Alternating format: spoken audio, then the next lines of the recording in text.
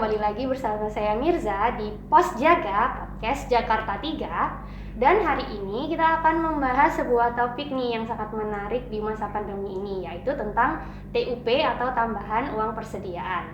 Nah, pada hari ini kita sudah kedatangan narasumber nih dari KPPN Jakarta 3, yaitu Bu Retna yang siap untuk menyapa Sobat Tri semuanya pada episode Pos Jaga kali ini.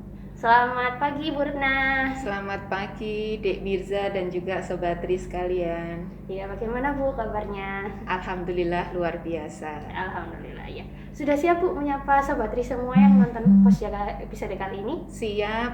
Ya, oke. Kalau begitu kita langsung saja masuk ke topik bahasan kita pada hari ini ya. Oke Bu, untuk pertanyaan pertama nih.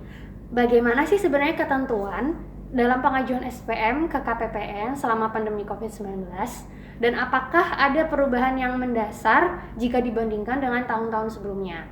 Jika ada, boleh Bu dijelaskan kepada Sobat Tri sekalian. Baik Sobat Tri sekalian dan juga Dek Mirza, memang selama pandemi COVID ini ada perbedaan pengaturan penyampaian SPM ke KPPN. Yang pertama, layanan KPPN juga tidak ada layanan tatap muka, semuanya melalui daring ya. Dan juga ada satu mekanisme yang ini mungkin mekanisme baru bagi teman-teman sekalian, bagi Sobat Tri sekalian dan juga satker-satker di seluruh Indonesia. Jadi yang awalnya TUP itu hanya untuk pengeluaran sampai dengan 50 juta kepada satu penerima selain belanja perjalanan dinas dan juga honor. Namun selama pandemi COVID ini ada kebijakan yang TUP itu bisa diberikan sampai dengan 1 miliar kepada satu penerima penyedia barang dan jasa.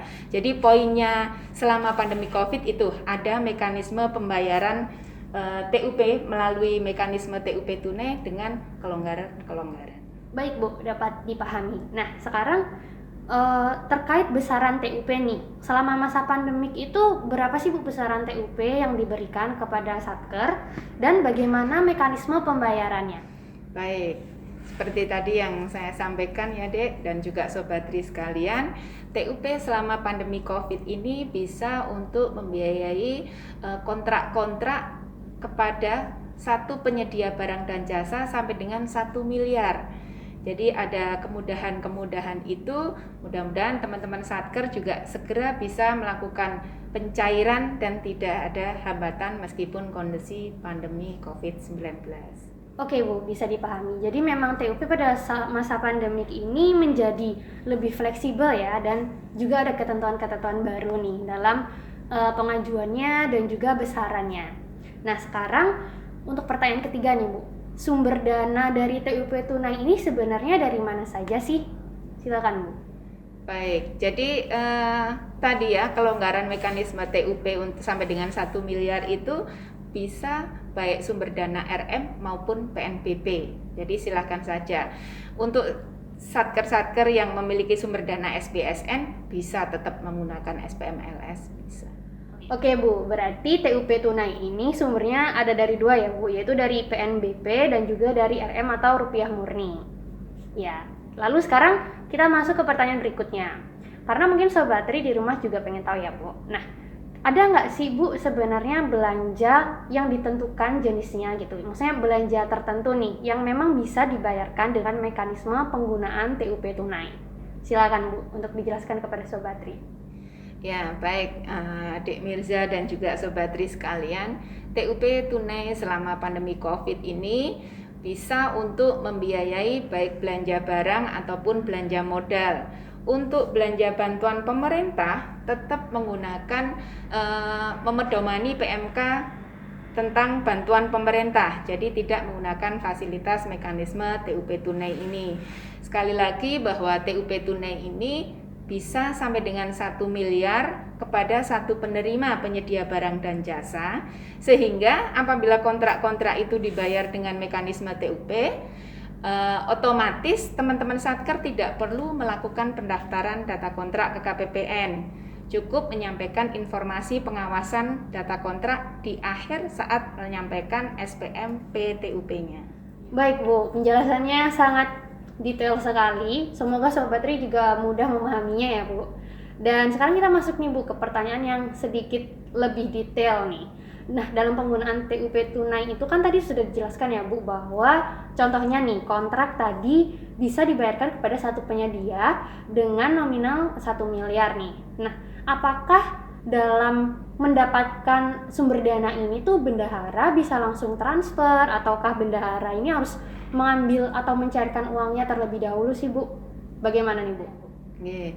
Baik, karena ini kan kontrak-kontrak bisa dibayar dengan melalui mekanisme TUP tunai, otomatis kontrak-kontrak di atas 50 juta sampai dengan 1 miliar kepada satu penerima itu akan sangat riskan apabila bendahara itu mengambil secara tunai, sehingga agar bendahara menggunakan fasilitas cash management ya, CMS kalau dari BRI itu, atau melakukan transfer kepada si penyedia barang dan jasa, sehingga tidak ada risiko perampokan, kehilangan gitu. Jadi teman-teman bendahara juga tetap aman, sekali lagi rekanan tetap bisa terbayar secara tepat waktu. Oke Bu, seperti itu ya jadi. Nah oke, sekarang sebelum menutup podcast episode kali ini nih Bu, bisa diberikan nggak Bu Retna nih sepatah kata atau 2 patah kata kepada Sobat Tri sekalian mengenai topik kita pada pagi hari ini? Silakan Bu. Baik, terima kasih Dek Mirza dan juga Sobat Tri sekalian. Mekanisme TUP tunai ini adalah mekanisme pembayaran. Untuk pengadaan barang dan jasa tetap mengikuti ketentuan pengadaan barang dan jasa. Jadi tetap semangat agar realisasi pencairan APBN khususnya di tahun 2021 ini bisa sesuai dengan harapan dan kinerja pelaksanaan anggaran tetap terjaga dengan nilai yang maksimal. Jadi Sobat Tri sekalian dan juga Dek Mirza, mudah-mudahan selama pandemi Covid ini kita tetap bisa menyelesaikan APBN dengan baik untuk capaian kinerja pelaksanaan anggaran 2021 dengan hasil yang maksimal di atas 95. Jadi nilai kinerja pelaksanaan anggaran terjaga, juga teman-teman Satker tetap bisa berkegiatan secara normal. Besar harapan saya dan juga mesti semuanya pandemi Covid segera berakhir, kita kembali normal kembali. Yeah. Oke, Sobat Tri semua, sudah selesai bahasan kita pada Pos Jaga episode kali ini, yaitu tentang TUP. Semoga penjelasan dari Bu Retna tadi bisa dipahami dengan lebih baik oleh Satker sekalian, sehingga Sobat Tri bisa mengelola keuangan negara dengan lebih baik lagi. Semoga yang disampaikan tadi juga bermanfaat, dan semoga kita juga bisa bertemu nih pada episode Pos Jaga berikutnya. Sampai jumpa Sobat Tri semuanya. KPPN Jakarta 3, bersama kita bisa pelayanan excellent.